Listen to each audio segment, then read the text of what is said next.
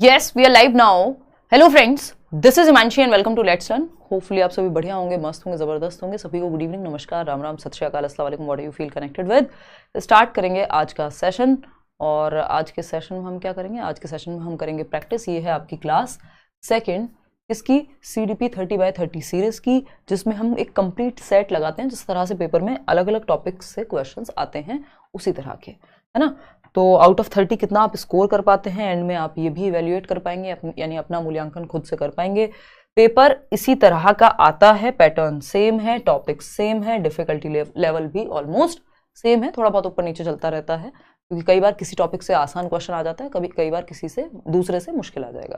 तो वो चीज़ वेरिएबल है. अदरवाइज आप इस तरह के सेट 2, 4, 6 जितने भी हम पेपर तक लगा पाएँ वो बहुत हेल्पफुल रहेंगे. सीटेट के अलावा भी, चाहे सीटेट में आप पेपर 1, पेपर 2, क्योंकि सिलेबस सेम है तो क्वेश्चंस दोनों को ही ध्यान में रख करके हैं. और अगर हम बात करें तो उसके अलावा भी जहाँ भी पेडागोजी आती है ये क्वेश्चंस आपको हेल्प करेंगे. ठीक है जी. मेरी बैक टू बैक होती है क्लासेस, इसलिए आपकी क्लास जो है वो 9:15, 9:20 शुरू हो पा रही है. और कोशिश रहेगी कि कल से जो है 9 o'clock रख पाएँ सेशन, बट वही है कि अभी देखती हूँ हो पाएगा या नहीं. बट 9:15 तो रखेंगे ही, रात को 9 बजे. लाइक शेयर सब्सक्राइब आप कर देंगे होपफुली, और या कर चुके होंगे. इसका जो PDF होगा, जो प्रीवियस PDF हैं, अगर पेंडिंग है एक आध तो मैं देख लूँगी, अदरवाइज तो आपको मिल चुके होंगे, आंसर्स मार्क्ड होंगे उसमें, है ना. ये let's learn squad Telegram channel, 9 lakh plus लोग जुड़े हुए हैं. किसी भी फेक चैनल से, फेक वेबसाइट से प्लीज़ मत जुड़िएगा. अगर कोर्स लेने की इच्छा है तो करियरविल ऐप डाउनलोड करेंगे और वहाँ पे एनरोल करेंगे. टीचिंग सेक्शन में जाकर के सीटेट के बैचेस में एनरोल आप कर सकते हैं. आई थिंक BPSC के बैचेस में एडमिशन ओपन होगा, और पेडागोजी स्पेशल, जिसमें मैं सिर्फ पेडागोजी कराती हूँ, बाकी एग्जाम्स के लिए या डिटेल में पेडागोजी किसी भी एग्जाम के लिए, सीटेट को छोड़ के, तो वो उसमें भी आप एनरोल कर सकते हैं. DEET+B के बैचेस में भी एडमिशन ओपन है. तो 3, 4, 5 बैचेस हैं जिनमें जो है, एक तो पता नहीं आज मुझे बोलने में क्या हो रहा है, बैचेस हैं जिसमें आप एनरोल कर पाएंगे. तो लेकिन सिर्फ करियरविल ऐप डाउनलोड करिए. किसी भी वेबसाइट, किसी भी फेक, अगर वेबसाइट भी आप यूज़ कर रहे हैं तो careerville.com ही कीजिए, आपको 20% डिस्काउंट भी मिल जाएगा उस चीज़ पे, है ना. सीटेट का कंप्लीट बैच वहाँ आपके लाइव हैं, और सभी टीचर्स अपना अपना सब्जेक्ट लेते हैं. मैं CDP डील करती हूँ. इसके बाद ना आपको कोई किताब लेने की सच कोई आवश्यकता पड़ेगी, ना कोई प्रीवियस ईयर, ना कोई मॉक टेस्ट. सब कुछ बैच में ही है, चाहे वो नोट्स हो, चाहे वो कुछ और हो. क्वेश्चन नंबर 1 आपके सामने है, आप पोल में जवाब देंगे फटाफट से, बिना देरी किए. बताएंगे आप. पहला क्वेश्चन है, देखिएगा, development of children follows the principle of, यानी बच्चों का जो विकास है वो कौन से सिद्धांत का अनुसरण करता है. हमें पता है प्रिंसिपल्स ऑफ डेवलपमेंट एक अपने आप में टॉपिक है. अभी कल परसों ही, आई थिंक आज ही हमने कंप्लीट किया बैच में सीटेट वाले, तो बाकी में हो चुका होगा. तो अगर हम बात करें तो विकास के सिद्धांत, विकास एक बहुत बड़ी प्रक्रिया है. उसको समझने के लिए कुछ सिद्धांत लगते हैं, कुछ नियम लगते हैं. जैसे देश एक बहुत बड़ी अपने आप में एक तंत्र है, तो उसको समझने के लिए, इजी बनाने के लिए हमने क्या किया, हम कॉन्स्टिट्यूशन को लेकर के आए, कुछ नियमों को लेकर के आए. तो इसी तरह से प्रिंसिपल्स भी डेवलपमेंट को ठीक से समझने में हमारी मदद करते हैं और हमारे कॉन्सेप्ट को क्लियर करते हैं डेवलपमेंट के बारे में. तो इसके प्रिंसिपल्स में से कौन सा एक प्रिंसिपल सही है? सैकड़ों प्रिंसिपल हैं, जिसमें से 10, 12, 15 हम करते हैं. तो यूनिफॉर्मिटी का पैटर्न, प्रिंसिपल ऑफ यूनिफॉर्मिटी, यानी एक रूपता, यानी डेवलपमेंट में यूनिफॉर्मिटी होती है. यूनिफॉर्मिटी किसकी? सबके लिए एक रूप है? नहीं भाई, डिफरेंसेस भी हैं. यूनिफॉर्मिटी ऑफ पैटर्न लिखा होता तो हम कह देते यही ऑप्शन ठीक है. एक रूपता किसकी? पैटर्न की, कि पहले बच्चा खड़े होना सीखता है, फिर चलना सीखेगा, फिर दौड़ना सीखेगा, उससे पहले बैठना सीखेगा. ऐसा नहीं हो सकता पहले बच्चा दौड़ना सीख ले बाद में चलना सीखे, है ना. तो वो पैटर्न तो सेम है सारी दुनिया के बच्चों के लिए, कि सारी दुनिया में बच्चों के पहले दूध के दांत आते हैं, बाद में पक्के दांत आते हैं. ये पैटर्न है डेवलपमेंट का, यूनिफॉर्म है, सबके लिए एक जैसा है, जैसे यूनिफॉर्म होती है स्कूल में. लेकिन इंडिविजुअल डिफरेंसेस भी हैं. यूनिफॉर्मिटी हर चीज में थोड़ी है. इवन चाइल्डहुड का कॉन्सेप्ट हर एक कल्चर में सेम नहीं है, है ना. तो ये बात कहना गलत होगा, खाली यूनिफॉर्मिटी लिखने से काम नहीं चलेगा, तो ये गलत हो जाएगा. वन डायमेंशनैलिटी, भाई मल्टी डायमेंशनल होता है, बहुआयामी होता है विकास. ये पहले दिन ही हम डिस्कस करते हैं क्लासेस में. इवन जो डेमो क्लास थी यूट्यूब पे, उस पर भी मैंने आपको बताया था, एक आयामी नहीं होगा, बहुआयामी होगा, और एक रूपता पैटर्न की है, ना कि ओवरऑल. लीनियरिटी नहीं हो सकती. अगर कोई भी प्रोसेस है, यानी प्रक्रिया है, चाहे वो सामाजिकरण की प्रक्रिया हो, चाहे वो अधिगम की प्रक्रिया हो, चाहे वो विकास की प्रक्रिया हो, ये एक रेखीय नहीं हो सकते, स्ट्रेट लाइन में नहीं चल सकते. ये स्पाइरल होते हैं, यानी वर्तुलाकार होते हैं, आगे पीछे चलते हैं. तो रेखिता नहीं होगी, वो तो स्ट्रेट लाइन हो जाएगा. जैसे मूवीज में दिखाते हैं भाई डेथ हो जाती है स्ट्रेट लाइन पे, तो ऐसा थोड़ी है कि व्यक्ति सिर्फ 2+2 4 होते जाएंगे डेवलपमेंट में या लर्निंग में। किसी दिन आप ज्यादा सीखते हैं, किसी दिन कम सीखते हैं, आगे पीछे ये प्रक्रिया चलती है। इंडिविजुअल डिफरेंसेस का सिद्धांत है, ये बात एकदम सही है, जिसको हम हेरिडिटी एंड एनवायरमेंट से भी जोड़ सकते हैं कि व्यक्ति जो है, व्यक्तियों में भिन्नता पाई जाती है अपने रूप रंग, यानी अपने रूप रंग, size, shape, attitude, aptitude, interest, सबकी रुचि सेम नहीं होती, सबका इंटेलिजेंस का स्तर सेम नहीं होता, तो बहुत सारी चीजों में एज सेम नहीं होती, तो बहुत सारी चीजों में विभिन्नता पाई जाती है, यानी व्यक्तियों में विभिन्नता पाई जाती है। मुझे सेब पसंद है, जरूरी नहीं आपको सेब पसंद हो, आपको संतरे पसंद हो सकते हैं, आपको कुछ और पसंद हो सकता है। तो ये क्या हुआ, इंडिविजुअल डिफरेंसेस का मामला है, और जो प्रिंसिपल में आता है डेवलपमेंट के, तो डी ऑप्शन ही सही है। पहला ऑप्शन आपको फंसाने के लिए था, यूनिफॉर्मिटी देख के कई लोग टिक लगा देंगे, जो कि गलत है। क्वेश्चन नंबर 2 देखिएगा, असर्शन और रीजन, कथन और कारक वाले प्रश्न खूब आते हैं पेपर में, 4, 5, 6 तक भी आ जाते हैं 30 में से। असर्शन क्या है, course of a child's physical development is totally determined at the time of birth, यानी एक बच्चे के शारीरिक विकास की जो दिशा है कि शरीर ऐसे विकसित होगा, पूरी तरह से जन्म के समय ही निश्चित हो जाती है। Physical course of a child's physical development, यानी शारीरिक विकास पूरी तरह से सुनिश्चित है समय के, जन्म के समय ही, जबकि इंडिविजुअल डिफरेंसेस हैं, खाना कैसा मिलेगा, एनवायरमेंट कैसा मिलेगा, कैसी ट्रेनिंग मिलेगी बच्चे को, हेरिडेटरी गुण तो चलो पहले से निर्धारित होंगे, तो ये हम नहीं कह सकते कि भैया ये निर्धारित हो जाता है जन्म के समय पे, बिल्कुल गलत बात हो जाएगी।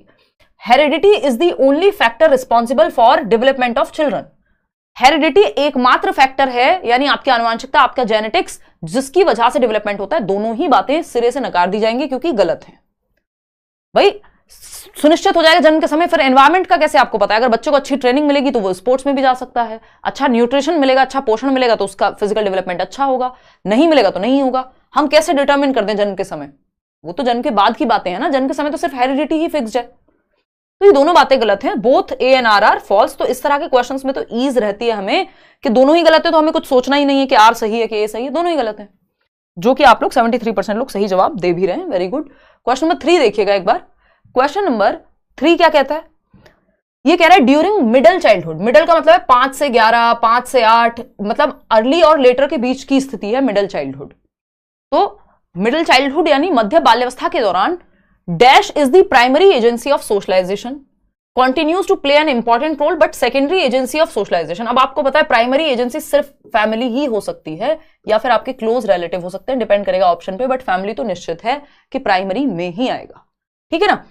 तो during middle childhood family the primary agency of socialisation continues to play an important role but secondary agency of socialisation, जो कि आपके आस पड़ोसी हो सकते हैं, दूर के रिश्तेदार हो सकते हैं, वो भी महत्वपूर्ण है। अब यहां पे कोई फर्क नहीं पड़ता, इन्होंने मध्य बाल्यावस्था लिख दिया, कुछ भी लिख दिया, कोई फर्क नहीं पड़ रहा। अगर आप पढ़ेंगे मध्य बाल्यावस्था के दौरान डैश, जो कि सामाजिकरण का प्राथमिक कारक है। क्या है सामाजिकरण का? ऑप्शन पे जाइए। परिवार, पीयर्स है प्राथमिक कारण, मीडिया है, विद्यालय है, नहीं, ये सब सेकेंडरी है, गॉड है। तो आपको एक ही ऑप्शन बचता है, बाकी ऑप्शन तो अपने आप ही हट गए, सेकंड ऑप्शन चेक करने की भी जरूरत नहीं है ना, कि फैमिली ही प्राइमरी है, बाकी कहीं और तो फैमिली है ही नहीं, तो प्राइमरी तो फैमिली होती है, सेकेंडरी बाकी सब आ जाएंगे, नेबरहुड का, प्रेस का, मीडिया का, स्कूल का। स्कूल तो 100% ही सेकेंडरी होता है। तो प्राथमिक जो कारक है कि समाज के नियम कायदे कानून कैसे सीखेंगे, तो सबसे पहले परिवार मिनिएचर वर्जन है समाज का छोटा रूप है, तो वहीं से सीखेंगे। तो फर्स्ट ऑप्शन यहां सही हो जाएगा। क्वेश्चन नंबर 4 देखिएगा एक बार। ये क्या कहता है भाई? क्वेश्चन नंबर 4 कहता है एज पर जीन पियाजे के अनुसार children acquire the ability to perform abstract reasoning, अमूर्त चिंतन। जैसे ये वर्ड एब्स्ट्रैक्ट आ जाए समझ जाओ लास्ट स्टेज की बात हो रही है, फॉर्मल ऑपरेशनल 11 से 15 वर्ष। पियाजे की 4 स्टेजेस हैं, SPCF से आपको याद रखना होता है। सेंसरी मोटर जन्म से 2 वर्ष, प्री ऑपरेशनल 2 से 7, कॉन्क्रीट ऑपरेशनल 7 से 11 और फॉर्मल ऑपरेशनल 11 to 15 ईयर्स। ये 4 स्टेजेस हैं। सम पीपल कांट फोकस से आप याद रख सकते हो, सिंपल फंडे मैंने आपको बताए हुए हैं।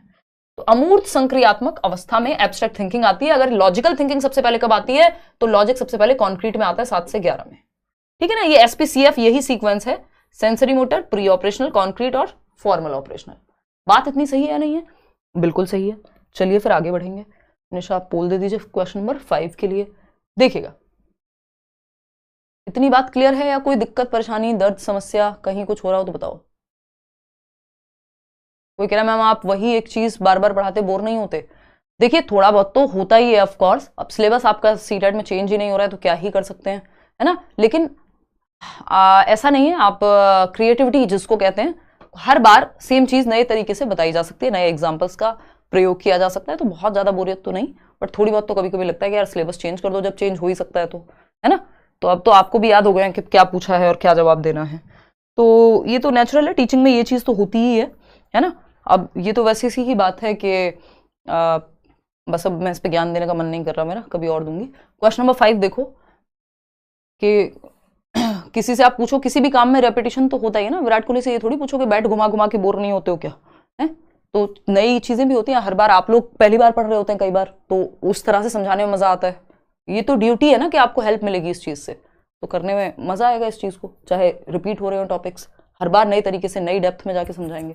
देखिएगा, इन gene पियाजे's theory, the tendency to see the world and the experiences of others from one's own viewpoint is referred to as। Jean पियाजे के सिद्धांतों के अनुसार दूसरों के अनुभवों व सांसारिक दृष्टिकोण को अपनी दृष्टि से देखने की प्रवृत्ति क्या कहलाती है, बताइएगा। यानी see the world and the experiences of others from one's own view point, यानी आप दुनिया को अपनी ही नजर से देख रहे हैं, अपने ही व्यू पॉइंट से देख रहे हैं। इसको ईगोसेंट्रिसिज्म कहते हैं। एनिमिज्म क्या होता है? एनिमिज्म होता है जीववाद, जब आप नॉन लिविंग चीज को लिविंग मानते हैं, यानी निर्जीव चीज को। जब आपको लगे पेन में भी जान है ना, पेन से चोट लगी है, बच्चे को जमीन से चोट लगी, हम कहते हैं चींटी मर गई, चींटी मर गई, उसको लगता है इसमें भी जान है। टेबल से चोट लगी है, वो लगे अरे टेबल को पीट दिया, मेरे बच्चे को मारेगी, तो वो क्या है? एनिमिज्म, यानी जीववाद। उसको लग रहा है नॉन लिविंग चीज में भी जान है, नॉन लिविंग को भी वो लिविंग समझता है। तो ये आत्मकेंद्रियता है, जब वो खुद को सेंटर में लगता है, उसको लगता है जो चीज मुझे पसंद है वही मेरे पिताजी को होगी, वही मेरी माताजी को होगी। अडेप्टेशन है, जब आप सिचुएशंस में अडेप्ट कर रहे हैं। एसिमिलेशन और एकोमोडेशन इसी के अंदर आता है। एनिमिज्म, इक्विलिब्रेशन है बैलेंस का स्टेट, जो आपके दिमाग में और जो दुनिया में है, दोनों क्या है? बैलेंस में है, ठीक है ना। चलिए क्वेश्चन नंबर 6 देखिएगा। क्वेश्चन नंबर 6 क्या कहता है भाई? According to Kohlberg's theory, Kohlberg का मॉरल डेवलपमेंट है, कम से कम 2 क्वेश्चन आ रहे हैं पिछले 2 बार से, अगर हम देखें तो एक क्वेश्चन सबसे मतलब मिनिमम एक क्वेश्चन तो आएगा ही। According to Kohlberg's theory of moral development, नैतिक विकास के सिद्धांत के अनुसार, the level in which moral understanding is based on rewards, punishment and the power of authority figures is called. यानी वह स्तर नैतिकता का, सही और गलत का वह स्तर, जहां बच्चा सही और गलत इस बात से निर्धारित करेगा कि बाहर से डांट पड़ेगी अथॉरिटी से या नहीं, पनिशमेंट मिलेगी कि रिवॉर्ड मिलेगा। तो ये पहला ही स्तर है, प्री कन्वेंशनल लेवल कहते हैं उसको, पूर्व पारंपरिक अवस्था। सिंपल बात है, इसमें 2 लेवल हैं, एक पनिशमेंट एंड ओबीडियंस ओरिएंटेशन, दूसरा है म्यूचुअल एक्सचेंज, जिसको टिट फॉर टैट कहते हैं। हर एक लेवल पे 2-2 स्टेजेस हैं, टोटल 6 स्टेजेस हैं, 3 लेवल हैं, ठीक। प्री कन्वेंशनल, कन्वेंशनल और पोस्ट कन्वेंशनल। फॉर्मल कन्वेंशनल कुछ नहीं होता, ठीक है। तो बी ऑप्शन यहां सही हो गया, आसान सा जवाब है। क्वेश्चन नंबर 7 की अगर हम बात करते हैं, क्वेश्चन नंबर 7 देखिएगा। The importance of cultural tools such as language in cognitive development has been proposed by dash in his dash। संज्ञानात्मक विकास में भाषा जैसे सांस्कृतिक साधन, भाई संस्कृति से भाषा मिलती है, आप जिस संस्कृति से हैं उसी तरह की भाषा बोलेंगे, ठीक है ना। तो ये जो सांस्कृतिक साधन है भाषा, इसको महत्व दिया गया है किसने? अपनी किस थियरी में? आपको पता है सोसाइटी, कल्चर और लैंग्वेज, SCL, जैसे BPL कार्ड होता है ऐसे आपको याद किया कराया हुआ है SCL, समाज, संस्कृति और भाषा। ये 3 बात कहां हुई है? पियाजे की थियरी में नहीं, वाइगॉस्की की थियरी में, ठीक है ना। तो हैज बीन प्रपोज्ड बाय लेव वाइगॉस्की। वाइगॉस्की सब जगह पे, पियाजे वाला ऑप्शन हटा दीजिए, तो 2 ऑप्शन हट गए, सिर्फ 2 बचे भाई। ये दोनों हट गए ना, क्योंकि सोसाइटी, कल्चर और लैंग्वेज की बात हो रही है, भाषा की बात हो रही है, कल्चरल टूल्स की बात हो रही है। पियाजे तो करते नहीं है इस तरह की बातें। तो Vygotsky in his what? Socio cultural theory. अब इसलिए इनका नाम याद होना जरूरी है, जिसको ये नहीं पता कि वाइगॉस्की की थियरी को कहते क्या है तो गड़बड़ होगी। सोशियो कल्चरल अप्रोच कहते हैं, सामाजिक सांस्कृतिक सिद्धांत कहते हैं, जबकि ये थियरी किसकी है? कॉग्निटिव डेवलपमेंट की, दिमाग के विकास की। पियाजे की थियरी को तो हम कहेंगे पियाजेस कॉग्निटिव डेवलपमेंट, पियाजे का संज्ञानात्मक विकास का सिद्धांत। बट वाइगॉस्की की थियरी का नाम संज्ञानात्मक विकास का सिद्धांत नहीं है, उनकी थियरी का नाम सामाजिक सांस्कृतिक विकास का सिद्धांत है या अप्रोच है। तो फर्स्ट ऑप्शन यहां व्यवहारवादी, भाई बिहेवियरिस्टिक तो है ही नहीं। वाइगॉस्की क्या है? रचनावादी हैं, कंस्ट्रक्टिविस्ट हैं। तो पहला ही ऑप्शन यहां सही हो गया। चीजों को समझना है, रट्टे नहीं लगाने हैं, नहीं तो दिक्कत हो जाएगी पेपर में, क्योंकि नए तरीके से पूछेगा और आप घूम जाएंगे, ठीक। क्वेश्चन नंबर 8 देखिएगा। लेव वाइगॉस्की प्रपोज्ड दैट चिल्ड्रन, लेव वाइगॉस्की ने प्रस्तावित किया कि बच्चे, पहला ऑप्शन है learn passively through the processes of repetition and recall. देखो बच्चों को कभी भी पैसिव नहीं रख पाएंगे वाइगॉस्की, क्योंकि वो एक्टिव रखेंगे, चाहे पियाजे हो चाहे वाइगॉस्की हो, रचनावादी हैं दोनों, तो बच्चे को रचना करने पे फोकस कराएंगे, एक्टिव रखने पे फोकस करेंगे, सक्रिय रखने पे। पैसिव नहीं रख सकते हैं बच्चे को। बच्चा जहां पैसिव है, निष्क्रिय, इसका मतलब वाइगॉस्की बात नहीं कर रहे। उसके बारे में या प्याजे बात नहीं कर रहे। कोई भी नहीं कहेगा कि बच्चे को निष्क्रिय रखो, स्पेशली आज के समय में अगर कोई भी जवाब आपको पैसिव रखने को कह रहा है बच्चे को, वो आंसर गलत है। Go through 8 sequential stages of cognitive development, के संज्ञानात्मक विकास के 8 क्रमिक चरण दिया, 8 स्टेजेस दी है इन्होंने। वाइगोस्की ने कोई स्टेज नहीं दी, ये तो कह रहे हैं कॉन्टिन्यूअस है डेवलपमेंट। एज की तो इन्होंने बात ही नहीं की। प्याजे ने दिए वो भी 4 स्टेजेस, 8 नहीं। 8 स्टेजेस किसने दिए? एरिक्सन ने, बट आपके लिए सीटेट में काम का नहीं है ना। वो भी कॉग्निटिव डेवलपमेंट की नहीं है, वो उनकी साइको सोशल स्टेजेस हैं विकास की। थर्ड है have a lot of potential that includes things that they are able to do with support from others. यानी वाइगोस्की के अनुसार बच्चे के विकास में बहुत सारी संभावनाएं हैं जिनमें वो चीजें शामिल होती हैं जो दूसरों के समर्थन में, यानी अगर आपको किसी क्वेश्चन पे आप अटक रहे हैं, किसी से आपने हेल्प ले ली, लेट्स लर्न पे वो टॉपिक समझ लिया, तो ये आपके लिए स्कैफोल्डिंग हो गई, है ना। तो ये है जो वाइगोस्की जिसकी बात करेंगे कि पोटेंशियल है व्यक्ति में, यदि सपोर्ट मिल जाए। सपोर्ट को क्या कहते हैं? टेम्परेरी सपोर्ट को स्कैफोल्डिंग कहते हैं। फोर्थ ऑप्शन है are born with fixed intellectual abilities. ये कह रहे हैं कि जन्म के समय ही निश्चित बौद्धिक क्षमता होती है कि वो बढ़ ही नहीं सकती, यानी जन्म के समय या तो बच्चा आइंस्टीन पैदा हो जाएगा या फिर बिल्कुल बुद्धू होगा। बुद्धू बोले तो बिल्कुल उसका मेंटल पावर्स जो है एकदम खत्म होंगी, 0 to 25 IQ के टाइप की बात होगी, वो नहीं है यहाँ पे। तो third option is the right answer. ये कह रहे हैं आप पोटेंशियल को बढ़ा सकते हो, अपना दिमाग आपका विकसित होता है एज के साथ, तो third option is the right answer. Question number 9 देखिएगा फटाफट से। ये क्या कहता है? इन प्रोग्रेसिव क्लासरूम, प्रगतिशील कक्षा, लर्निंग बाय डूइंग याद कीजिए, चाइल्ड सेंटर्ड एजुकेशन याद कीजिए, बाल केंद्रित शिक्षा जहां बच्चा सेंटर में है। आपको 3 फंडे बताए हुए हैं प्रोग्रेसिव एजुकेशन के या चाइल्ड सेंटर्ड एजुकेशन के, CCL, यानी ये मानती है कि बच्चा जन्म से ही क्यूरियस है, जिज्ञासु है, जन्म से क्रिएटिविटी की क्षमता रखता है, क्रिएटिव है यानी रचनात्मक है, कुछ नया करने की क्षमता के साथ पैदा होता है, और ability to learn, L for ability to learn, सीखने की क्षमता के साथ पैदा होता है। ये 3 बातें प्रोग्रेसिव एजुकेशन यानी प्रगतिशील शिक्षा या बाल केंद्रित शिक्षा मान के चलती है, और इसमें बहुत महत्वपूर्ण योगदान है। फादर ऑफ प्रोग्रेसिव एजुकेशन कौन है? जॉन डुई या जॉन डीवी, जिन्होंने शिकागो में, अमेरिका के शिकागो में स्कूल्स खोले जिनको लैब स्कूल्स कहा गया, यूनिवर्सिटी एलिमेंट्री स्कूल्स कहा गया। ये पेपर में आ चुका है सीटेट में। लैब स्कूल किसको कहा गया? तो प्रोग्रेसिव स्कूल्स को लैब स्कूल्स कहा गया। तो ये छोटी छोटी बातें जो आपको ध्यान में रखनी है, ये नहीं है कि अब नहीं पूछा जा रहा तो पूछा नहीं जा सकता, सिलेबस में ही है ना। एक प्रगतिशील कक्षा में शिक्षिका कैसी होगी? जो बच्चों को एक्टिव रखे। फॉलोज लर्निंग बाय डूइंग, मिल गया हमें अपना answer. Based on the child's interest, बच्चे की रुचि के हिसाब से बच्चे को एक्टिव रखे। फिर भी बाकी 3 ऑप्शन पढ़ेंगे, इसमें सबने 91% लोगों ने जवाब सही दिया है। Follows the pedagogy of repeated practice and memorisation, देखो ये रट्टा लगवाना, मेमोराइज कराना, ये बिल्कुल अच्छा तरीका नहीं है। Ensures that all teaching is directed towards examination, सिर्फ एग्जाम पे बेस्ड हो सारी टीचिंग। प्रमोट्स कॉम्पिटिशन, नहीं, कोऑपरेशन को प्रमोट करना है, ना कि प्रतिस्पर्धा को। गला काट प्रतिस्पर्धा हमारे लिए दुर्भाग्य की बात है, ठीक है ना। बच्चों के केस में स्पेशली बच्चों की रुचि के अनुरूप करके सीखने की पद्धति का पालन करना, बच्चों को सेंटर में रखना, बच्चों को एक्टिविटी कराना। बच्चा जहां एक्टिव है वो ऑप्शन आपके लिए सबसे बेहतर है। ये एक सिंपल फंडा है जो पेडागोजी में लगभग हर क्वेश्चन पे लागू हो जाएगा। क्वेश्चन, और मैं कई साल से ये बात करते हुए आ रही हूं। क्वेश्चन नंबर 10 देखो, the ability to understand oneself, खुद को समझने की क्षमता, एंड नो वंस थॉट्स, खुद के विचारों को समझने की क्षमता या जानने की क्षमता, खुद के इमोशंस कि मुझे खराब महसूस हो रहा है, अच्छा महसूस होता है, कब अच्छा महसूस होता है, कब खराब महसूस होता है, किस चीज में मैं एंजॉय करता हूं, कौन से सब्जेक्ट को, ये सारी जो क्षमता है, ये जानने की क्षमता अपने बारे में, ठीक है ना रागिनी। फीलिंग, अपनी फीलिंग्स को, अपने मोटिव्स को, ये किस में आएगी? खुद की बात चल रही है, सेल्फ। ये म्यूजिकल इंटेलिजेंस में आएगी, सेल्फ की बात इंट्रापर्सनल में आएगी। ये तो सिंपल आंसर है इसका, इंट्रापर्सनल। इंटरपर्सनल यहां अदर्स लिखा होता, दूसरों के विचार, यहां खुद की जगह दूसरों की बात होती तो इंटरपर्सनल हो जाता, है ना, अंतर्वैयक्तिक हो जाता। ये अंतःवैयक्तिक है यानी खुद को जानना, इसमें फिलोसोफर्स आ जाएंगे। इंट्रापर्सनल, इंट्रा मतलब सेल्फ, खुद के इमोशन, खुद की फीलिंग्स, है ना, फिलोसोफर्स टाइप के लोग इसमें आएंगे। अगर हम बात करें म्यूजिकल इंटेलिजेंस की, तो जो म्यूजिक की धुन बना सके। स्पेशल इंटेलिजेंस में आप विजुअल स्पेसेस को समझ पाते हैं, आर्किटेक्ट वगैरह आ जाएंगे। म्यूजिकल में AR Rahman, Sonu Nigam, Lata ji. Social intelligence, ये हमारी जो हार्वर्ड गार्डनर की थियरी है उसमें अलग से नहीं है, इंटरपर्सनल में ही सोशल इंटेलिजेंस शामिल हो जाएगा। तो ये हार्वर्ड गार्डनर का मल्टीपल इंटेलिजेंस है, बहुबुद्धि का सिद्धांत, जिसमें 8 प्रकार की बुद्धि है एज पर NCERT। सोशल मीडिया, सॉरी, इस पे गूगल वगैरह पे मत फोकस कीजिएगा, NCERT 8 ही मानती है। आपको इंटरनेट वगैरह पे कई लोग ये भी बता देंगे 11 हैं, 12 हैं, ऐसे तो बहुत सारी हैं, 13 भी हैं, बट आपके काम की 11 हैं जो NCERT में गिवन है। तो मल्टीपल इंटेलिजेंस, इसको MI का सिद्धांत कहते हैं, गार्डनर ने दिया है, अमेरिकी मनोवैज्ञानिक हैं गार्डनर। बहुबुद्धि की बुद्धि कई प्रकार की हो सकती है, अलग अलग लोग अलग अलग तरीके से बुद्धिमान हो सकते हैं। इन्होंने आईक्यू को नकारा कि जरूरी नहीं है कि हर बच्चों को आप सेम तरीके से पढ़ाइए, जिसमें जो बुद्धि है उस चीज पे फोकस कीजिए। जैसे 8 प्रकार है, आपको पहचानना है कौन सी बुद्धि किससे जुड़ी हुई है। जैसे ये बॉडी स्मार्ट, बॉडी स्मार्ट किसको कहेंगे? बॉडीली काइंस्थेटिक को, ठीक है ना।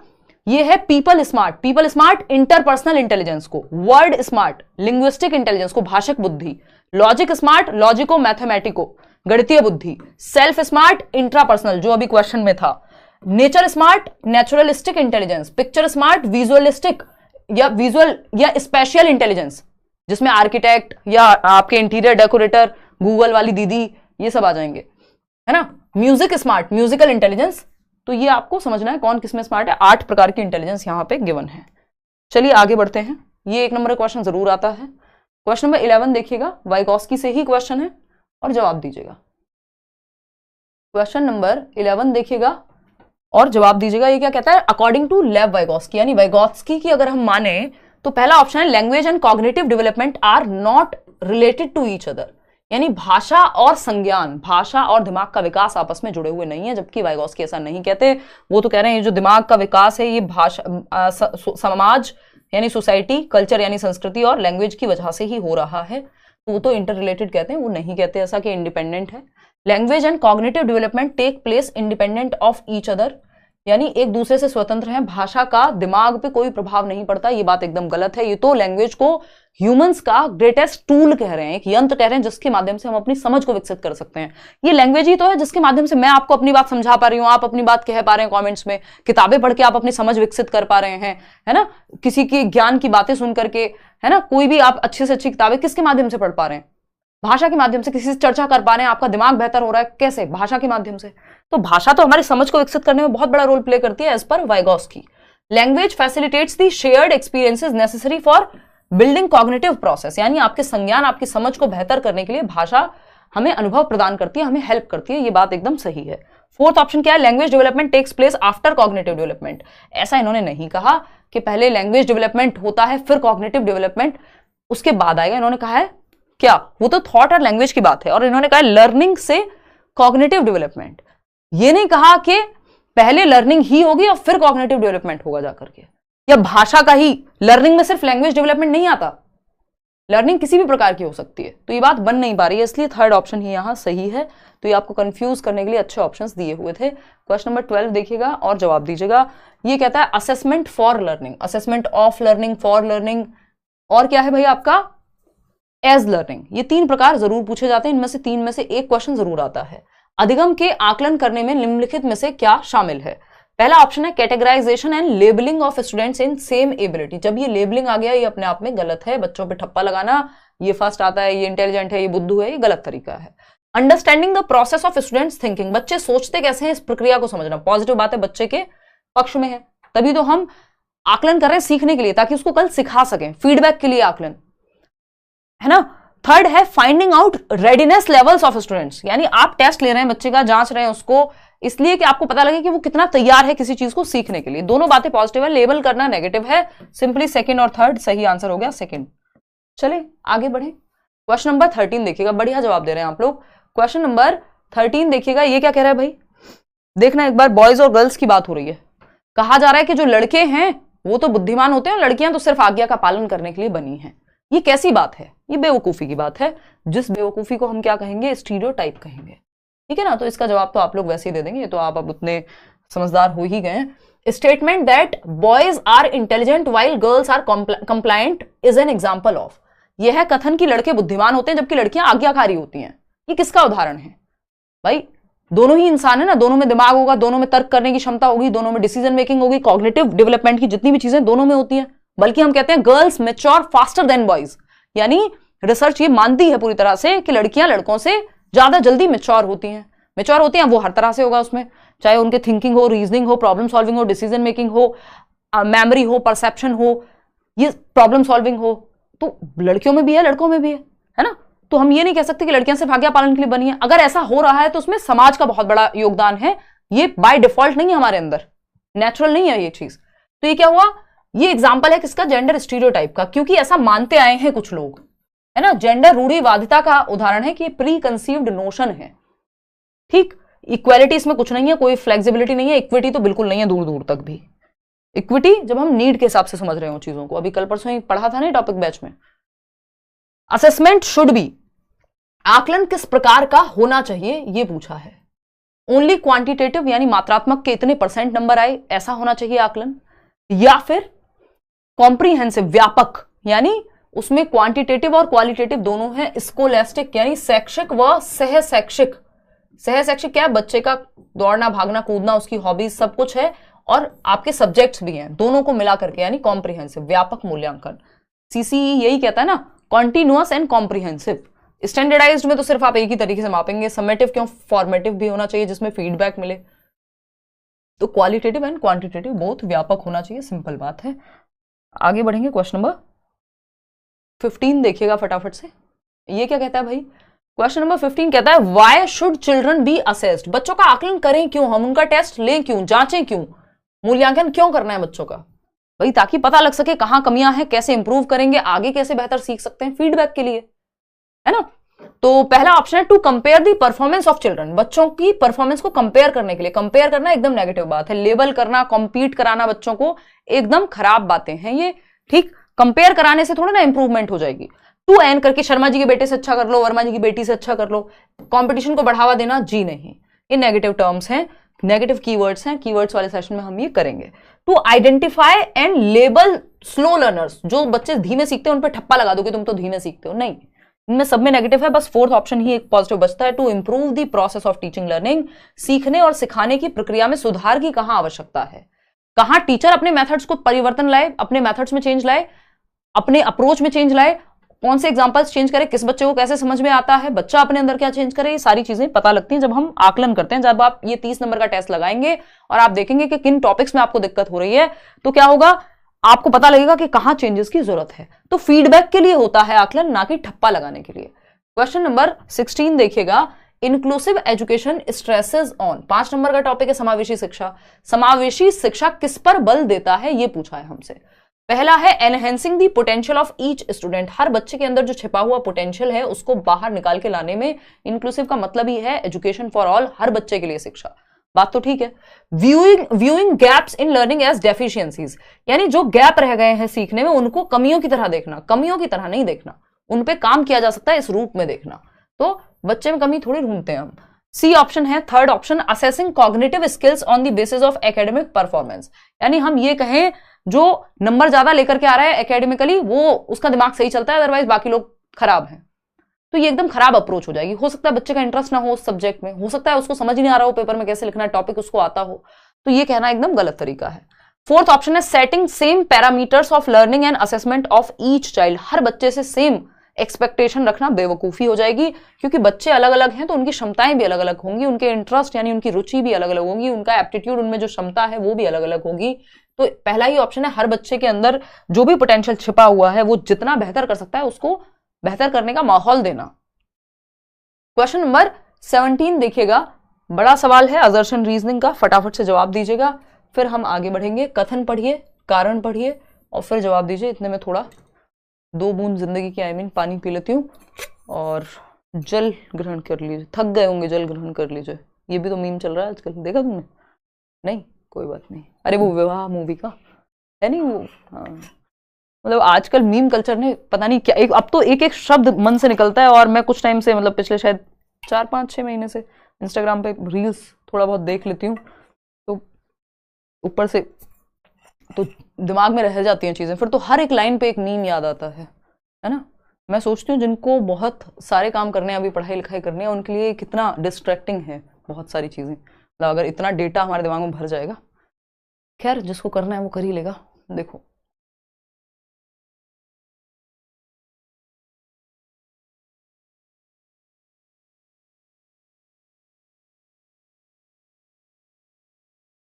अच्छा रागिनी, 88% लोग फर्स्ट जवाब दे रहे हैं, फर्स्ट आंसर। देखते हैं कथन क्या है, असर्शन क्या है। When teachers believe that children coming from disadvantaged backgrounds, यानी वो बच्चे जो हाशिए पे हैं, जो अलाभान्वित या वंचित समूह वर्ग से आते हैं, किसी भी जाति के आधार पे, आर्थिक स्थिति के आधार पे वो अलग थलग रह गए हैं, पीछे रह गए हैं, have the capacities of learning, उनमें भी सीखने की क्षमता है, and make them feel belonged in the classroom, they are likely to improve their performance. यदि टीचर ही मानेंगे कि कोई भी बच्चा जो वंचित समूह वर्ग से आ रहा है वो भी सीख सकता है, ये मानना यदि टीचर का होगा तो बच्चे भी पॉजिटिवली सीख पाएंगे। क्यों? क्योंकि टीचर्स की जो एक्सपेक्टेशन है बच्चों से, या टीचर्स का जो बिलीफ है about children and there abilities, बच्चों को इन्फ्लुएंस करता है। यदि टीचर कहे कि नहीं तुम कर सकते हो यार, तुम करो तो सही मेहनत, तो बच्चा भी अपने बारे में ये महसूस करता है, वो भी कोशिश करेगा। तो टीचर्स का जो बिलीफ है वो एक्सपेक्टेशन हेल्पफुल होती है सीखने में। तो ये दोनों ही बातें एकदम सही हैं। First is the right answer. आगे बढ़ेंगे क्वेश्चन नंबर 18 पर। ये क्या कहता है, फटाफट से देखिएगा, फिल इन द ब्लैंक्स खेलने की बात हो रही है, फटाफट से जवाब दीजिएगा। हेलो सुष्मिता, जवाब दे लो क्वेश्चन का। हाय हेलो में जीवन निकल जाएगा, नहीं तो बिल्कुल होगा। जब पढ़ोगे शाम तो अपने आप एग्जाम क्लियर होगा भाई, सही तरीके से पढ़ोगे जब। Presentation of content, presentation of content in dash facilitates dash, multiple ways में प्रेजेंट करना कंटेंट को फैसिलिटेट करेगा लर्निंग ऑफ ऑल चिल्ड्रन। सारे बच्चे सीख पाएंगे क्योंकि आप अलग अलग तरीके से प्रेजेंट कर रहे हो, किसी को पिक्चर दिखा के, किसी को एक्टिविटी करा के, पिक्चर मतलब इमेज, किसी को एग्जांपल्स देके, तो अलग अलग तरीकों से जब आप सिखाते हैं तो सारे बच्चे सीख सकते हैं। ये बात एकदम सही है। मल्टीपल वेज में जब आप सिखाते हैं तो सिर्फ स्पेशल बच्चे सीखेंगे, जो चिल्ड्रन विद स्पेशल नीड हैं, कोई विजुअली इंपेयर्ड हो सकता है, कोई ऑडिटरी किसी को प्रॉब्लम हो सकती है सुनने में, सिर्फ वो बच्चे सीखेंगे नहीं, सारे बच्चे सीख सकते हैं। तो सिर्फ स्पेशल क्यों? Learning of all children uniform manner में नहीं, यूनिफॉर्म होता है जो पहनने वाली यूनिफॉर्म है सेम सबके लिए स्कूल में, तरीके पढ़ाने की यूनिफॉर्म नहीं होने चाहिए, वो डिफरेंशिएटेड इंस्ट्रक्शन होनी चाहिए। मल्टीपल वेज से पढ़ाइए, एक समान तरीके से एक ही मेथड से पढ़ाओगे तो सबको एक डंडे से हाँकने पे हर बच्चे को समझ नहीं आ पाएगा, तो ये गलत है। यूनिफॉर्म मैनर में पढ़ाओ अगेन, ये गलत हो गया। तो फर्स्ट ऑप्शन ही है एकमात्र जो सही उत्तर है। आगे बढ़ेंगे क्वेश्चन नंबर 19 पर। ये क्या कहता है भाई, पढ़ो फटाफट से, नोट लिखा हुआ है ध्यान से पढ़ना। करवाएंगे इंग्लिश भी कविता, थोड़ा लेवल को वास्ट कीजिए, बहुत जल्दी है आपको, हैं हर तरह के सवाल होंगे। पिछले सेशन में मिक्स्ड क्वेश्चंस होंगे जो जरूरी है, बस आपको सिर्फ क्वेश्चन सॉल्व करते जाना है, वो मेरी जिम्मेदारी, मैं किस तरह के क्वेश्चन डाल रही हूँ। किसी सेट में किसी तरह के क्वेश्चंस होंगे, सब कुछ मिक्स एंड मैच होगा। आप ये सेशंस अगर प्रैक्टिस वाले 30 आउट ऑफ 30 लगा देते हैं, आपको बहुत ज्यादा नहीं सोचना, पेपर अपने आप सॉल्व होगा आपसे, अगर आप समझ पा रहे हैं, ये सेशंस दिमाग में जा रहे हैं तो। Which of the following is not a reasonable accommodation for students with learning disability. वो बच्चा, लर्निंग डिसेबिलिटी शब्द किसने दिया था? सैमुअल किर्क ने। सीखने की अक्षमता वाले बच्चे, जिनको कोई भी डिसेबिलिटी है, चाहे वो डिसलेक्सिया हो सकती है, चाहे वो डिसलेक्सिया मतलब पठन संबंधी विकार, वो डिस्ग्राफिया हो सकती है, लेखन संबंधी विकार, राइटिंग डिसऑर्डर जिसको हम कहते हैं, डिस्फेजिया हो सकती है, लैंग्वेज को समझने में दिक्कत। तो ऐसे बच्चों को शामिल करने के लिए कौन सा तरीका सही नहीं है? Not. Allowance for frequent breaks between task, ADHD वाले बच्चे को ये चीज हेल्प करेगी, जो कि हम कह सकते हैं कि यदि एडीएचडी यानी attention deficit hyper activity disorder, यानी बच्चा ज्यादा देर तक ध्यान एक जगह टिका के नहीं रख पाता, तो उसको ब्रेक्स में पढ़ाओ, पार्ट्स में तोड़ के पढ़ाओ। लर्निंग डिसेबिलिटी का पार्ट हो गया, ठीक है। Extending allotted time for test, अगर किसी बच्चे को दिक्कत है, देखने में दिक्कत है, तो उसको एक्स्ट्रा टाइम दे दो, सही बात है। या सुनने में दिक्कत है, एक्स्ट्रा टाइम दे सकते हो, होता है, गवर्नमेंट एग्जाम्स में भी होता है ऐसा। Providing a space with minimal distractions, ऐसा एनवायरमेंट, मान लीजिए ऑटिस्टिक बच्चा है तो वो बार बार डिस्ट्रैक्ट ना हो, या बार बार उसको दिक्कत होगी आसपास की सराउंडिंग में अगर चेंज होगा, तो ये भी ठीक है। तीनों चीजें किसी ना किसी लर्निंग डिसेबिलिटी के लिए ठीक है। लेकिन standardise test for assessment, standardise का मतलब ये for all, same for all, तो सबको सेम डंडे से हाँकना बिल्कुल सही तरीका नहीं है। आपको फ्लेक्सिबिलिटी लानी है, आकलन में लचीलापन लाना है अपने पढ़ाने के तरीके में भी और बच्चों को टेस्ट करने के तरीके में भी। जो बच्चा देख नहीं सकता, आप उसको ये नहीं कहेंगे तुम भी प्रॉपर ऐसे ही लिख दो, आप वहां पे ब्रेल लिपि की बात करेंगे, या ओरल टेस्ट ले लेंगे, उसका मौखिक परीक्षा ले लेंगे, क्योंकि देखने में दिक्कत है तो लिखने में दिक्कत होगी। तो सबको सेम तरीके से आंकना जरूरी नहीं है। क्वेश्चन नंबर 20 देखिएगा। FFOE, बहुत साल पहले मैंने एक वीडियो बनाया था और उसमें ये बताई थी कि ये 4 चीजें अगर आप ध्यान रख लेंगे तो बहुत सही हो जाएगा। FFOE, flexibility, F for flexibility लचीलापन, फ्लुएंसी ज्यादा थॉट्स आना एक बार में, originality and of ideas are typical identifying characteristics of, धारणाओं में लचीलापन, यानी आपके दिमाग में विचार आ रहे हैं तो मल्टीपल आ रहे हैं, एक तरीका काम नहीं कर रहा, आप दूसरा नहीं तीसरा, ये लचीलापन है। धारा प्रवाहिता क्या है? मल्टीपल आइडियाज आ रहे हैं दिमाग में, ऐसा नहीं सिर्फ एक ही आइडिया आया है, किसी प्रॉब्लम को सॉल्व करने के 75 तरीके हैं। ओरिजिनलिटी, कुछ नए आ रहे हैं, सिर्फ कॉपी पेस्ट नहीं कर दे रहे कि लेट्स लर्न पे सीटेट ऐसे पढ़ाया जाता था, चलो सेम तरीका कॉपी पेस्ट मार देते हैं, है ना। तो ओरिजिनलिटी, कुछ अपना नयापन है। Of ideas are typical identifying characteristics of, किसकी पहचान है क्रिएटिविटी के, ये क्रिएटिविटी के एलिमेंट्स हैं, लक्षण हैं, है ना, कुछ फ्लेक्सिबिलिटी, फ्लुएंसी, ओरिजिनलिटी, ये सब, एंड इलेबोरेशन जो इसमें दिया हुआ नहीं है, कन्वर्जेंट थिंकिंग और क्रिएटिविटी का कोई वो नहीं है, तो फर्स्ट ऑप्शन ही यहाँ पे ठीक है। क्वेश्चन नंबर 21 देखिएगा, ये क्या कहता है, teachers should focus on use of dash curriculum and dash assessment, शिक्षकों को डैश पाठ्यचर्या और डैश मूल्यांकन का उपयोग करना चाहिए।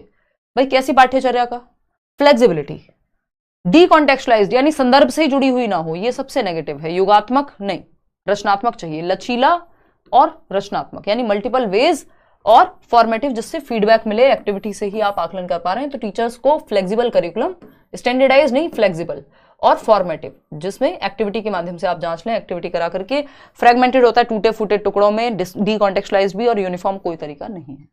तो एक ही ऑप्शन है जो पॉजिटिव है। आगे बढ़ते हैं क्वेश्चन नंबर 22 की तरफ, यानी 22वें सवाल की तरफ। 22वां सवाल क्या कहता है, a teacher should enable students to become effective problem solvers, बच्चे अच्छे समस्या समाधान करता बन जाए, इसके लिए टीचर को क्या करना चाहिए। पहला है जनरेटिंग फियर, यानी भय उत्पन्न कर दो बच्चों में, तो डर से कोई अच्छा समस्या समाधान करता नहीं बनेगा, इवन जो आइडियाज उसके दिमाग में आ रहे होंगे वो भी हट जाएंगे, है ना।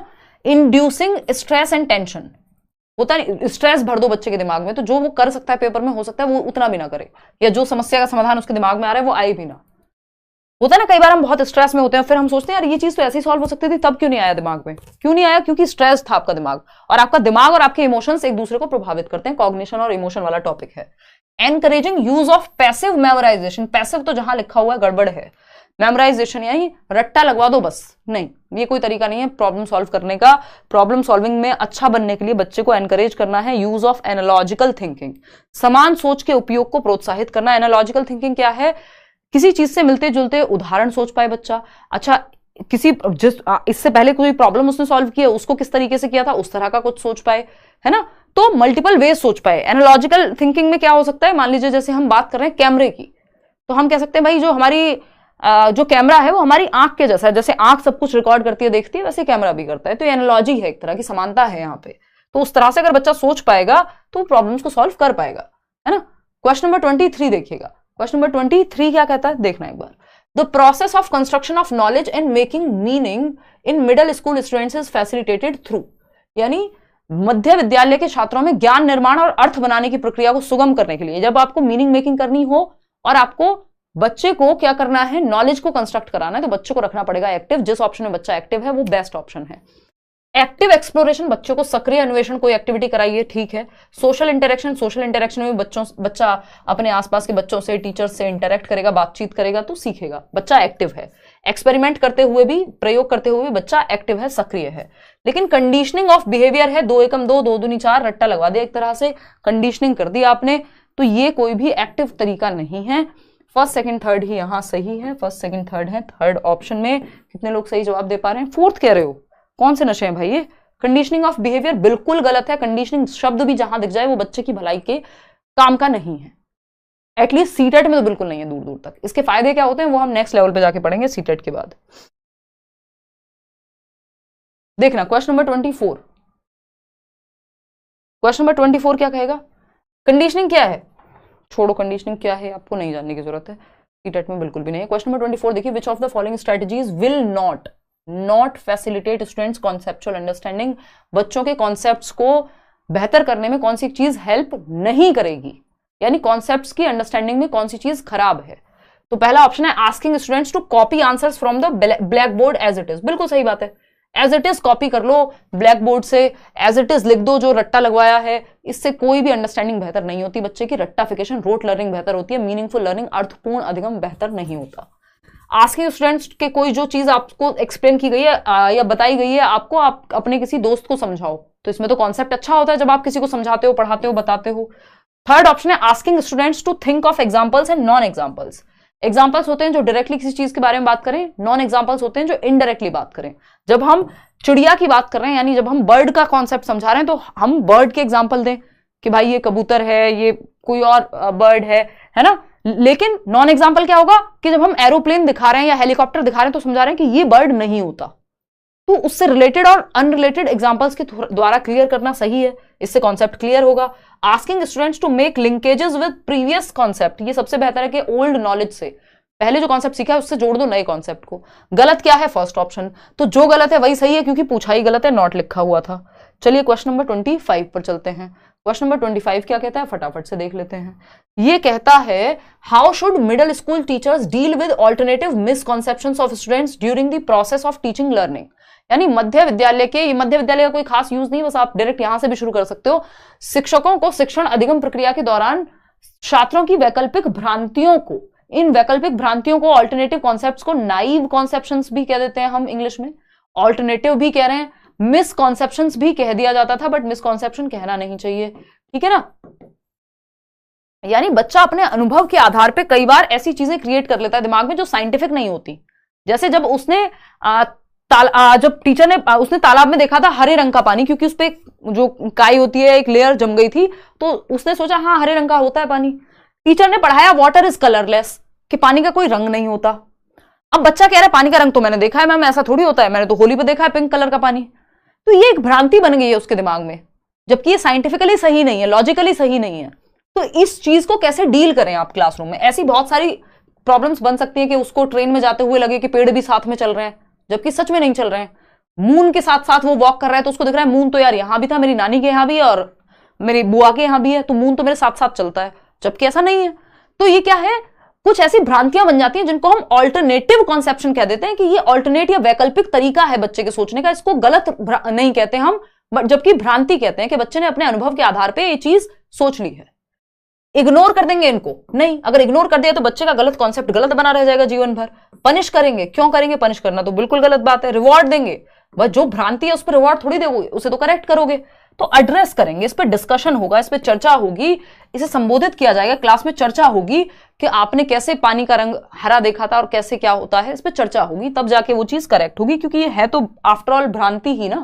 क्वेश्चन नंबर 26 देखिएगा, ये क्या कहता है भाई। क्वेश्चन नंबर 26 कहता है during brainstorming and discussions children's intuitive guesses should be. Brainstorming क्या होता है?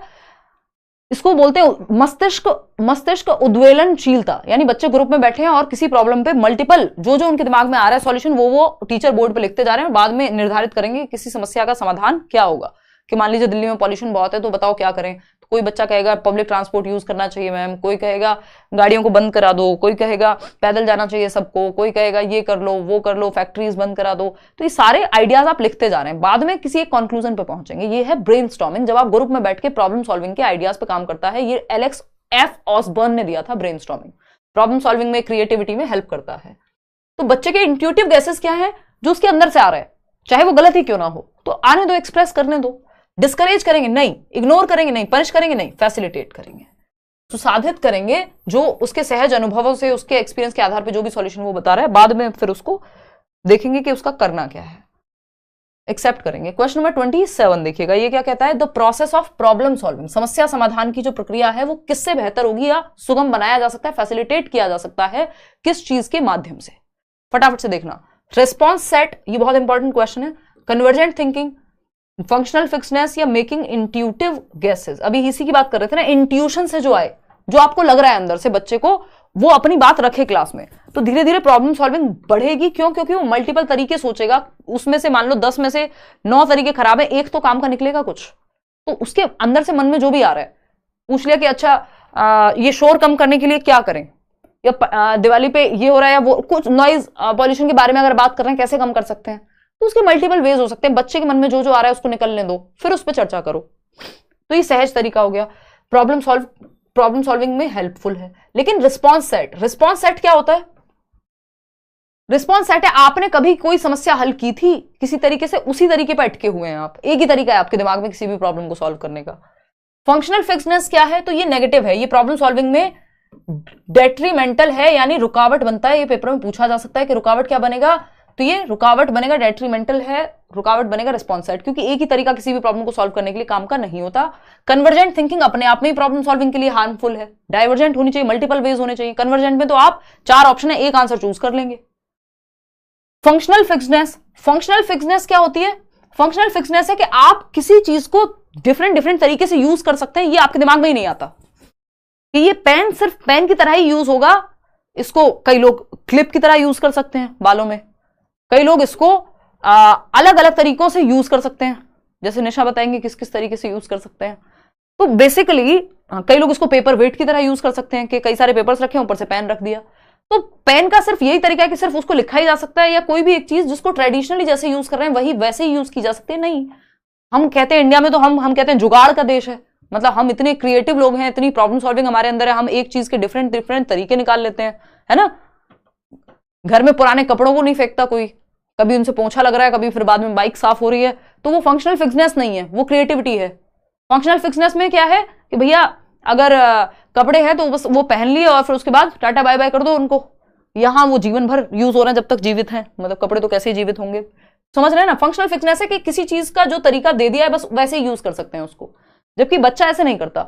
बच्चे के लिए माउस सिर्फ क्लिक करने की चीजें नहीं, वो तो फोन की तरह भी इसको यूज कर लेगा। तो ये फंक्शनल फिक्सनेस मतलब जो ट्रेडिशनल तरीका है बस आप एक ही तरीका सोच पा रहे हैं, जबकि इंट्यूटिव गैस में जो मन में आ रहा है उसके वो बता पाएगा, जो कि सही है। क्वेश्चन नंबर 28 देखिएगा, क्वेश्चन नंबर 28 देखिएगा, ये क्या कहता है, competition among students in a middle school classroom. देखो ये मिडिल स्कूल क्लासरूम हो और प्राइमरी क्लासरूम हो कोई फर्क नहीं पड़ता, कंपटीशन जहां लिखा है, यानी प्रतिस्पर्धा को बिल्कुल बढ़ावा आपको नहीं देना, प्रतिस्पर्धा की जगह आपको सहयोग या कोऑपरेशन की बात करनी है। बच्चे के अंदर जो क्षमताएं हैं वो उसमें बेहतर करे, कोई स्पोर्ट्स में बेहतर कर सकता है वो वहां करे, ये नहीं है कि दूसरों से कॉम्पीट करने में ही आप लगाए रहें, बच्चे को कट थ्रोट कॉम्पिटिशन का हिस्सा बना दें। तो एज अ टीचर आपको डिस्करेज करना है कॉम्पिटिशन को।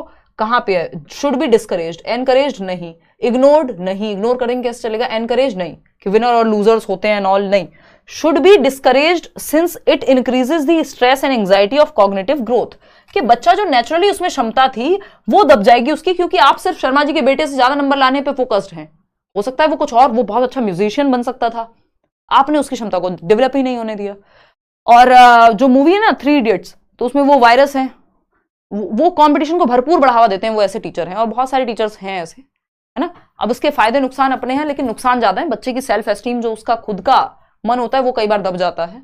तो 4th option is the right answer over here. आगे बढ़ेंगे, बट कॉम्पिटिटिव एग्जाम्स में तो ये एक सच्चाई भी है कि भैया यार उस पर नहीं जाएंगे, आते हैं इधर 29th क्वेश्चन, व्हेन चिल्ड्रन, लेकिन कुछ भी हो अगर आप सिर्फ अपनी स्ट्रेंथ्स पे फोकस करेंगे, अपने ऊपर फोकस करेंगे, बच्चा अपने इंटरेस्ट पे फोकस करेगा, उस पर मेहनत करेगा, तो वो अपने आप बहुत अच्छा कर रहा होगा। जरूरी नहीं है कि वो 4 लोगों को देख करके कि अच्छा इससे बेहतर बनना है, इससे बेहतर बनना है, इससे बेहतर बनना है। इस अप्रोच से ज्यादा बेहतर है कि वो खुद से बेहतर बने हर दिन। क्वेश्चन नंबर 29 क्या है, when children experience the emotion of dash their learning is likely to be influenced positively, यानी लर्निंग पॉजिटिव होगी, बेहतर होगी किस तरह का इमोशन फील करने पे, शर्म महसूस करेगा यदि, तो लर्निंग कहां से बेहतर होगी, शर्म में तो वो बेचारा जो बात आती होगी वो भी नहीं कहेगा। फियर, नेगेटिव इमोशन तो हो नहीं सकता जिससे लर्निंग पॉजिटिव हो जाएगी, पॉजिटिव इमोशन से ही तो लर्निंग पॉजिटिव होगी। फियर, भय से पॉजिटिव लर्निंग होगी नहीं, रट्टाफिकेशन हो सकता है। जॉय, ये बात एकदम सही है, पॉजिटिव इमोशन है, यदि बच्चा जॉय को एक्सपीरियंस करेगा, उसको मजा आता है कि यार ये टीचर से पढ़ के एकदम मजा आ जाता है ना, कितना मजा आता है सीखने में, भूल ही जाते हैं कि पेपर भी देना है। तो ये क्या है, अगर जॉय महसूस करेगा, वो खुशी का अनुभव करेगा, चाहे वो बैडमिंटन खेलते हुए हो, चाहे वो कोई कहानी पढ़ते हुए हो, है ना, जिसका जिस चीज में इंटरेस्ट हो, अगर लर्निंग को जॉयफुल हम बना पाएंगे तो पॉजिटिवली इंपैक्ट होगी लर्निंग। ह्यूमिलिएशन, उसको अपमान कर रहे हैं हम, तो वहां नहीं चलेगी बात। तो एक ही ऑप्शन पॉजिटिव है जो लर्निंग को पॉजिटिवली इन्फ्लुएंस करेगा। आज के लिए आखिरी सवाल ये है आपका, असर्शन और रीजनिंग स्टेटमेंट पढ़िए, उसका जवाब दीजिए, हम थोड़ा जल ग्रहण कर लेते हैं। निशा चाहिए?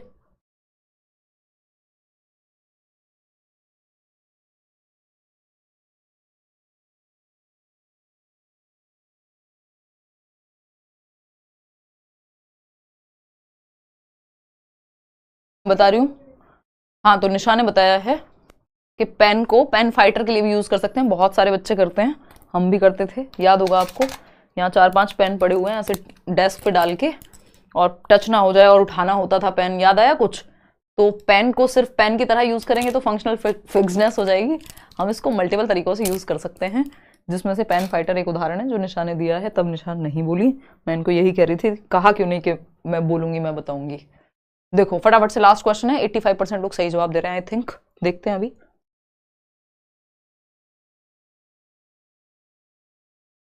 Ma'am please topic wise question कराओ, कल से कराएंगे, कल डेवलपमेंट वाला टॉपिक उठाएंगे, और जो जो इंपॉर्टेंट टॉपिक्स हैं, मैंने वैसे प्रीवियसली सारे टॉपिक एक तरफ से कराए हुए हैं, और उस समय कोई ऐसा मतलब ये बहुत पहले के कराए हुए हैं, आज से शायद 2 साल पहले सारे टॉपिक मैंने आपको डेवलपमेंट से लेके पूरा सिलेबस वाइज सारे टॉपिक के क्वेश्चंस कराए हुए हैं, प्लेलिस्ट में मिल जाएगा।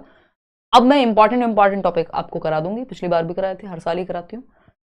डेवलपमेंट 5 नंबर की वेटेज है, तो हम कल डेवलपमेंट से ही शुरू करेंगे, क्योंकि आगे आने वाले टॉपिक्स भी हेल्प करते हैं अगर डेवलपमेंट आपने पढ़ लिया हो ठीक से। तो ये लास्ट क्वेश्चन है, स्टेटमेंट क्या है? Promoting students to reflect on attributing their success and failure to internal factors help them to work on themselves constructively. छात्रों को अपनी सफलता और विफलता के लिए आंतरिक कारकों को जिम्मेदार ठहराने पर प्रतिबिंबित करने के लिए प्रोत्साहित करें, जिससे उन्हें खुद पर रचनात्मक रूप से काम करने में मदद मिले। देखिए यहां आपको एक चीज समझनी है, अब हर बार पूछा जाने लग गया क्वेश्चन, कि आपकी जो सक्सेस एंड फेलियर है, यानी जीत और हार है, जिसको हम कह रहे हैं सक्सेस एंड फेलियर की, जब हम बात कर रहे हैं, जीत और हार की बात कर रहे हैं, तो इसको देखने के 2 नजरिए हो सकते हैं। एक तो है इंटरनल फैक्टर्स या इंटरनल एट्रीब्यूशन, और दूसरा है एक्सटर्नल यानी आंतरिक कारक व बाह्य कारक, एक्सटर्नल एट्रीब्यूशंस, एक्सटर्नल यानी बाह्य। ठीक, बेटर क्या है? बेटर है इंटरनल, क्या आप अपनी कमियों को देखें, यदि आप फेल हुए तो क्यों हुए, आपने कहां कमी की, क्या बेहतर किया जा सकता है। तो बच्चे को अपनी स्ट्रेंथ और अपनी वीकनेस है ना, तो यहां पे सेल्फ, बच्चे का ध्यान खुद पे है। और एक्सटर्नल में क्या हो सकता है? पेन अच्छा नहीं था, चेयर अच्छी नहीं मिली थी, माँ बाप अच्छे नहीं मिले थे, बदलवा दो इनको, है ना, ये नहीं था, परिस्थिति अच्छी नहीं थी, फलाना। अगर यही सब बातें डॉक्टर एपीजे अब्दुल कलाम करते तो वो नहीं बनते जो वो बन पाए। डॉक्टर एपीजे अब्दुल कलाम नहीं बनते, या बहुत सारे लोग ऐसा नहीं करते, क्योंकि हमारे पास हम एक्सटर्नल शिकायतें कर करके थोड़ी ना बदल जाएगा वो। तो एक्सटर्नल में क्या, टीचर खराब था, पेरेंट्स खराब थे, पेन खराब था, हो सकता है हो, लेकिन पूरा ध्यान हमारा एक्सटर्नल पे चला जाएगा तो सॉल्यूशन निकलेगा नहीं। बेटर क्या है कि हम सक्सेस और फेलियर, कि मैंने मेहनत की, सक्सेस मिली, फेलियर मैंने ठीक से मेहनत नहीं की, फेलियर मिला, है ना। टीचर से तो बहुत सारे लोग, हजारों लोग पढ़ते हैं, कुछ ही लोग निकल के आ पाते हैं। तो एक्सटर्नल फैक्टर्स खराब तरीका है, एक्सटर्नल फैक्टर्स पे आपको सक्सेस और फेलियर को नहीं डालना है। किस पे डालेंगे? इंटरनल फैक्टर पे, है ना। ये चीज ध्यान में रखनी है, अब हर बार एक क्वेश्चन इस पे आने लगा है। ठीक, तो देखते हैं क्या कहानी है। तो इंटरनल फैक्टर पे एट्रीब्यूट करना चाहिए, जिससे बच्चे खुद पे मेहनत कर सके। अगर आपने मान लिया टीचर की वजह से फेल हुए, तो आप खुद तो ट्राई ही नहीं करेंगे, खुद तो पढ़ेंगे ही नहीं अगली बार। तो ये बात तो ट्रू है कि बच्चा खुद से मेहनत कर सके, इसलिए इंटरनल फैक्टर, क्योंकि आपके हाथ में इंटरनल फैक्टर है, मेरे हाथ में मेरी किस्मत थोड़ी, मैं किस्मत पे थोड़ी ना कोई किस्मत फोन थोड़ी लगा दूं किसी को, मेरे हाथ में मेहनत है मेरी सिर्फ। ठीक है ना। तो आप खुद क्या कर सकते हैं, ये इंटरनल फैक्टर, जब आप खुद के बारे में देखेंगे तो वो इंटरनल फैक्टर है। इसका रीजन क्या है? Internal attributions of success and failure help individuals to improve their performance by working harder. सफलता और असफलता के आंतरिक गुण व्यक्तियों को कड़ी मेहनत करके अपने प्रदर्शन को बेहतर बनाने में मदद करते हैं। अगर हम सफलता और असफलता का कारण, ये ऊपर वाला पढ़िए, छात्रों को अपनी सफलता और विफलता के लिए आंतरिक कारकों को जिम्मेदार ठहराने पर क्या होगा? प्रोत्साहन मिलेगा कि उन्हें खुद पे क्या काम करना है। ठीक है ना। और सफलता और असफलता के आंतरिक गुण व्यक्तियों को कड़ी मेहनत करने के लिए मजबूर करेंगे, अगर वो आंतरिक रूप से देखना सफलता को और असफलता को भी। तो दोनों बातें सही है, इसका रीजन सही है। First is the right answer. Out of 30 कितने क्वेश्चंस आपने ठीक किए वो आप बताएंगे कमेंट करके। इसके अलावा कोई और आपका सवाल हो तो आप पूछ सकते हैं। ये पीडीएफ विद आंसर्स आपको टेलीग्राम चैनल पे मिल जाएगा कल। और अगर आप सीटेट के बैच में एनरोल होना चाहते हैं तो करियरविल ऐप डाउनलोड करके आप वो भी कर सकते हैं, और वेबसाइट से लीजिएगा कोर्स। अगर आप ऐप से लेंगे तो आपको 20% महंगा पड़ेगा, ये गूगल की पॉलिसी है ना। तो ये एक बेसिक सी बात हुई। और वहां में सीडीपी कंप्लीट आपको 30 out of 30 topic wise proper discussion चल रहा है। आउट ऑफ 30 कितने ठीक हुए क्वेश्चंस वो आप कमेंट्स में बता करके जाएंगे। और कल मिलेंगे, डेवलपमेंट टॉपिक करेंगे, जो भी लेटेस्ट क्वेश्चंस आए हुए हैं डेवलपमेंट के वो उस पर हम चर्चा करेंगे कल। ठीक है जी। पेपर 2 हो पेपर 1 हो कोई फर्क नहीं पड़ता। आप जो सेशंस 9 बजे हो रहे हैं डेली, 9:15 तक हम शुरू कर देंगे। कोशिश रहेगी 9 बजे करा पाऊँ शुरू, बट मेरी बैचेस में भी क्लासेस हैं बैक टू बैक, तो वो 9 बजे हो नहीं पा रहा है शुरू सेशन। लेकिन मेरी कोशिश रहेगी कि जल्दी ही हम 9 बजे पे आ जाएं, 9:15 की बजाय। थोड़ा लेट हो जाता है रात को अगले दिन लोगों को, कई लोग हैं जो प्राइवेट स्कूल में पढ़ाते हैं या काम है, बच्चे हैं, तो जल्दी ही सोना होता है।